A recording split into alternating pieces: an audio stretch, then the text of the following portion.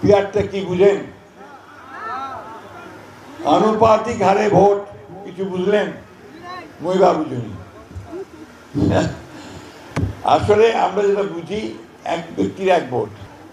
ফেব্রুয়ারি মাসে সরকার বলছে নির্বাচন হবে, তাই না? কিন্তু নির্বাচনের সামনে আবার একটা কালো মেঘ দেখা দিয়েছে। এখানে কিছু কিছু রাজনৈতিক দল তারা অযথা কিছু দাবি করতেছে। সেই দাবিটার মধ্যে একটা আছে, বলতেছে পিয়ার না হলে আমরা ভোট করতে দিব না। দেখছেন না পিয়ারটা কি বুঝেন? আনুপাতিক হারে ভোট কিছু বুঝলেন? মইবা বুঝুনি। আসলে আমরা যেটা বুঝি, এক ব্যক্তির এক ভোট, তাই না? আমরা ভোট কেন্দ্রে যাব, একটা মার্কা থাকবে, প্রার্থী থাকবে, সেই প্রার্থীকে আমরা ভোট দেব, তাই তো নাকি? কি মোটকা খারাপ বুঝা পাচ্ছেন? তো এই জিনিসটা ওরা বদলাতে চায়, বলে না ওইটা হবে না, আমরা কাছে দলটাকে ভোট দিবা হবে।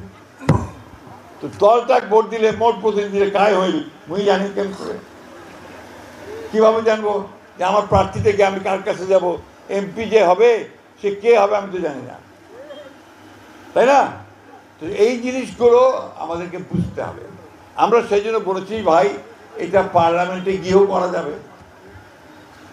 নির্বাচনটা হয়ে যাক, সবাই ভোট দিক, নিজের নিজের প্রার্থী বেছে নিক, যে দলটা ক্ষমতায় যাবে সে দলটা সেইটা নিয়ে তর্ক বিতর্ক তখন পার্লামেন্টে যত খুশি করো। এরা এই অন্তর্বর্তীকালীন সরকার, যেটা আসলে দুর্বল, কারণ ওর কোনো দল নাই, তো ওইটাকে এখন এমনভাবে ব্যতিব্যস্ত করে তুলছে, এই খালি মিটিং করেছে, মিছিল করেছে, রাস্তা বন্ধ করে দিয়েছে, যে এখানে একটা অরাজকতা শুরু করে যাচ্ছে। আপনারা এই অরাজকতা চান? আপনারা একটা শান্তি চান না? নির্বাচন চান কিনা সেটা আগে বলেন, জোর হাত দিয়ে তুলে বলেন যে আপনারা ভোট চান, নির্বাচন চান।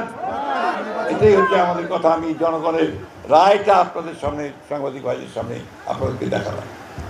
জনগণ ভোট চায়, ভোট দিয়ে তার প্রতিনিধি নির্বাচিত করতে চায়, এবং সেই দিয়ে পার্লামেন্ট গঠন হবে, সরকার গঠন হবে, সেটা হবে জনগণের সরকার।